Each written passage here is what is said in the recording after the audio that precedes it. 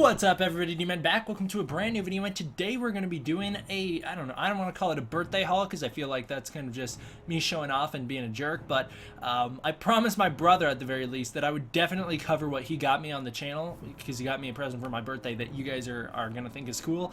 I promised him I'd cover it on the channel, so we're going to cover it, and I'll throw in the other stuff because, well, the other stuff that applies to YouTube because you guys can you can enjoy it too. But I do always feel awkward about making these like birthday haul or Christmas haul videos because I feel like it's just me being like, haha, look what I have. I don't want to be like that, but I don't know, you guys actually genuinely seem to enjoy them, so I'm not going to complain, and I'm certainly going to uphold my promise to my brother.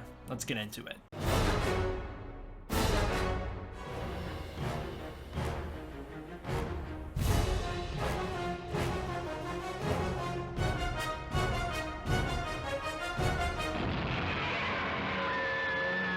Alright, starting out, we have the smallest Godzilla-related thing to come from my birthday. This one comes from my dad. This is Godzilla car stickers. So you got this Godzilla Millennium, Godzilla 2000. The other one, which I think is a lot better because it's a lot funnier. This is Godzilla vaporizing one of those stick figure families. Alright, the next thing, I'm struggling to tell if I'm gonna take this out of the box. Initially, I was like, no, why would I keep it in the box? But now that I've kept it in the box for a few days, I kind of don't want to take it out. This is, I assume, straight from Japan, probably straight from the Godzilla store based off the look of it. This is a Godzilla 1962. Yes, it's your King Goji Godzilla. And it's like, I don't know, it's like a little figure. What are you supposed to call this? You know, what is this actually called? I don't know. But what this is a solar-powered activated Godzilla, and you can tell it's 1962 not only from the design. Oh wow, you can actually see him pretty well through the packaging. I thought the glare was going to ruin it, but you can tell from the design, and also because the little logo here is the 2017 logo with the Godzilla 1962 on it. So it could just be a generic Godzilla, right? But this does look just like the King Goji design, so I think it's supposed to be that. I'll actually charge him up using my light up here, and then I'll show you what he looks like in action. And he doesn't hold charge for long, but there you see him. His arms shake and his mouth moves. It's pretty funny. I've actually I kind of set him up in my on my shelf.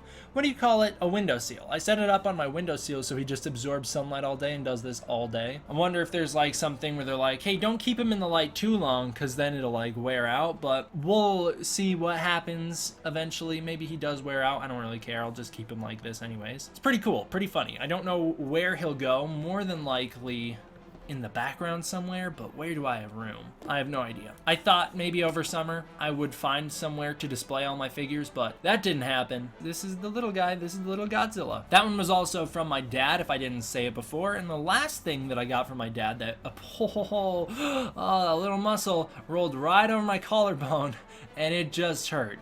The last thing that I got from my dad that applies to the channel is this next guy. It is the Bandai Movie Monster series Mecha King Ghidorah. I have seen him before online. I've seen pictures of him. Never in person though.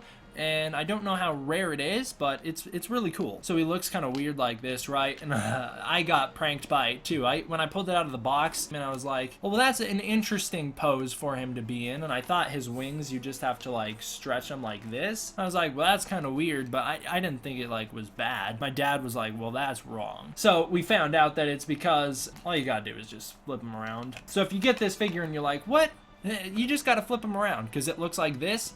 Fully spread out, really cool. I'm actually going to leave the tag in on this one. I don't normally do that with Bandai figures, but because this one is a Japanese Bandai figure and it's brand new, I'm definitely leaving the tag in. The other Bandai Japan figures that I have, they were pre-used, so the tags were already long gone by the time I got them. This just goes to show that although I'm not a big fan of Bandai, and you know, I'm very vocal about that, they have some great figures. I think their Shin Godzilla is a no-go. I think their Anime Godzilla is a no-go. But they have figures like this, their Mecha Godzilla, their 1970s Gigan, and their Jet Jaguar that really stand out. And they are far superior to Bandai Creations. Bandai Creations I'm not a fan of. I have loads of Bandai Creation Godzilla figures because those were the only ones sold in the US when I was a kid. None of them are good. I like that I have this one. The Bandai Japan line has some solid figures. I think some of their newer stuff is very hit or miss. But that new Mechagodzilla, their new Mechagodzilla, I may have to get that. So I'll give you guys a good up close look at Mecha King Ghidorah. Me and my little brother actually. We just watched Godzilla vs. King Ghidorah from 1991 and we just got to see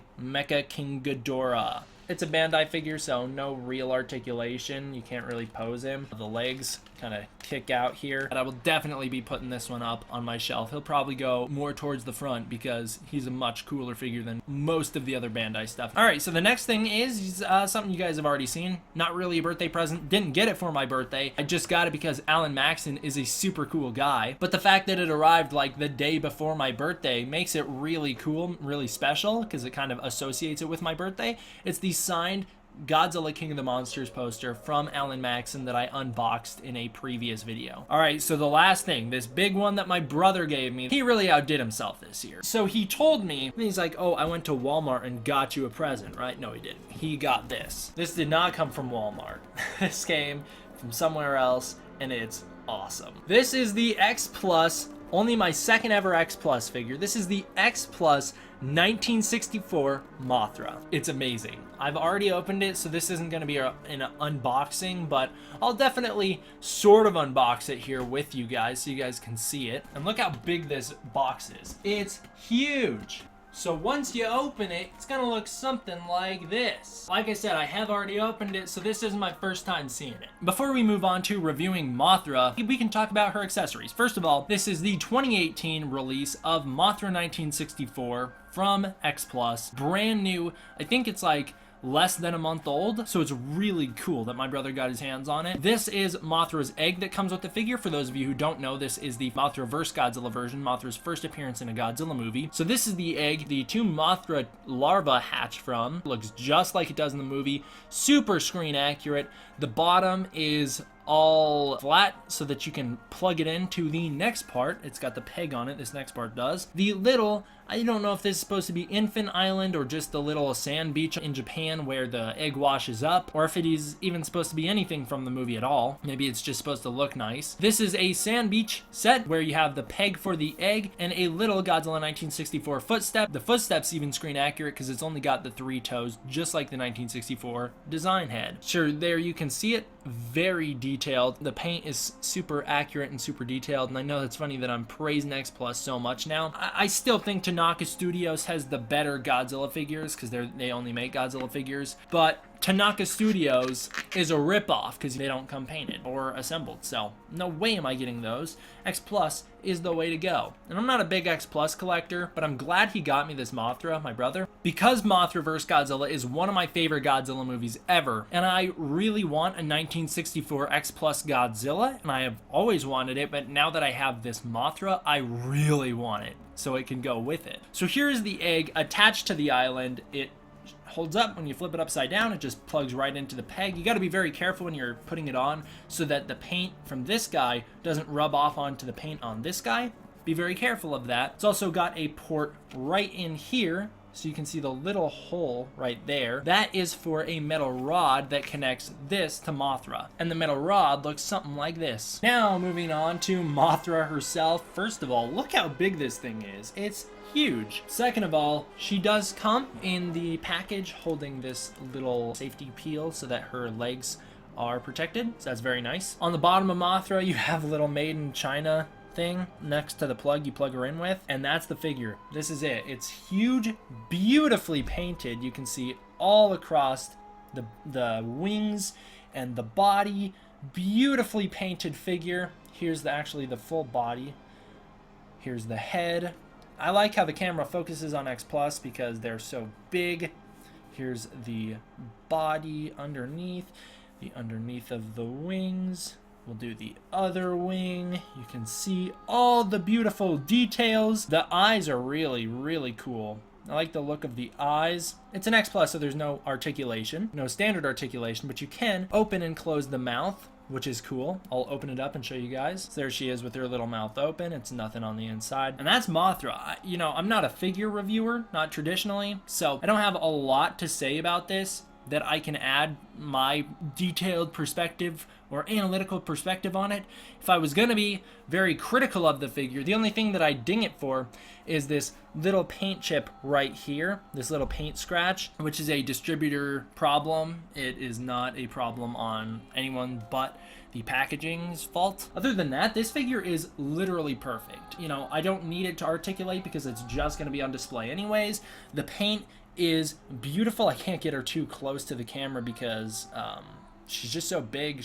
Her wings are gonna touch my computer and like then it's impossible for me to get it any closer. But paint is beautiful. There's so many intricate details, especially on the fuzz right here. Like I said, this is literally a perfect Mothra figure. The body is hollow. The head is maybe potentially hollow, although it's a lot harder than the body. The body's hollow so that you can plug that thing right up into it. The only fragile thing about it is the wings are a hard plastic, so they could snap off at any point, especially the body where they attach to the body. That would be no good. So be very careful with it if you get it. This also has the antenna, which move a little bit so you can position the antenna to look however you want. The arms don't move, they don't have any articulation, but like I said, it's a statue, it's not meant to articulate. And that's Mothra. I'll try and plug her in, but I feel like I might need a hairdryer to do it. I needed a hairdryer to do it the first time, so don't expect me to be successful and get it plugged in the course of this video. No, I just said screw it and I went up and heated Mothra up for the sake of quality content. So here is the full display, Mothra on her stand. This is what it looks like. You got Mothra flying above this little set. That's what it looks like. You got the rod sticking out the bottom. It's not supposed to, but you can just pop it back up in there. It's actually a lot easier to get Mothra on the stand once you have her heated up, because I did have to go heat Mothra up. It's a lot easier to do that and get her plugged in than it is to get the stand figured out and get the stand working, because you really have to like kind of just find the port on the bottom so that you can get it to stabilize like it is now. That's the figure. It's pretty sweet. I don't know.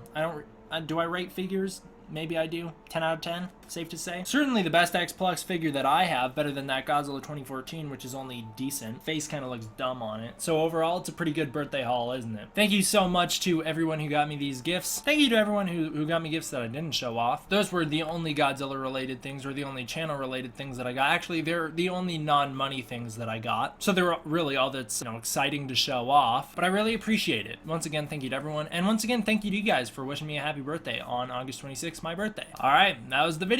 Thank you all for watching. I hope you enjoyed it. I will see you guys next time. D-Man, out.